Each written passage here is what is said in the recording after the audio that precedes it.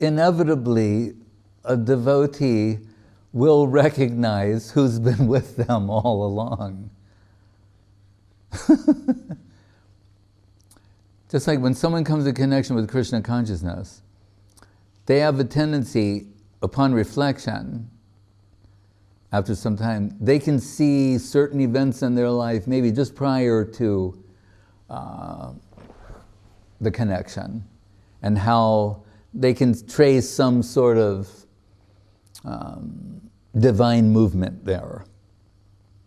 And then we see, as someone remains within Krishna consciousness, pursuing Krishna consciousness for many years, the range of observation of divine influence starts to expand, so that at a particular point, we can, by this sort of analysis, we can understand that someone can legitimately, who is, and it's awkward to speak about these things, but Bhaktivinoda deals with that in Jaiva Dharma too, but just for the sake of expressing this.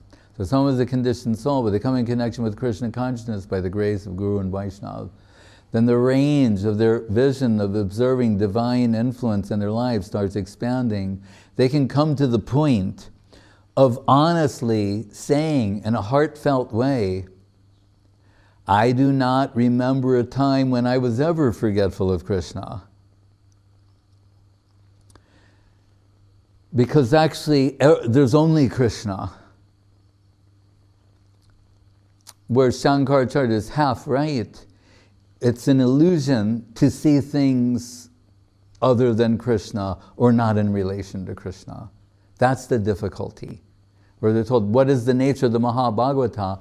Their vision is such, wherever they cast their glance, it's as if the Lord is manifesting there. So they don't see anything not in relation to Krishna or non-Krishna. Everything is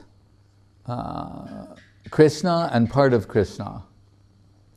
It's only in a state of illusion or forgetfulness that one can see otherwise. So as they transition towards remembrance, then we can understand the stage may come where there's no recollection of forgetfulness.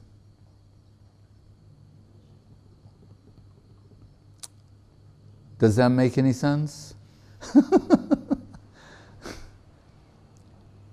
It would have to be hopeful. In other words, as I say, it's awkward to speak about this. And what does Bhaktivinoda say about these things? In a similar way, saying, when you give examples, you say milk is like water, and you're saying, so you get the idea, they're both liquid, and you're going. He said, but if you hold that thought and start analyzing it, you'll realize all the ways that milk is not like water.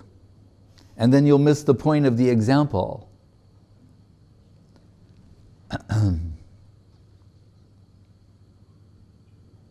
So, Guru Maharaj will say, if someone doubts what the validity of what I'm saying, for example, he said, when someone re-enters the spiritual world, all right,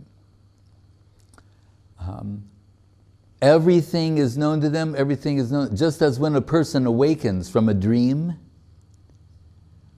When you're in a dream, and you're in another circumstance, and it's very complicated, there's so many things going on, but when you wake from that dream, that's all gone and forgotten. And not only that, you can oh, I'm late. You have things, places to go, people to meet, things to do. So he's saying the awakening into the spiritual world is like that. And he said, and the others may say, you were absent for some time. Anyway, this is what's happening. They know you, you know, everything is known. It's not a gradual,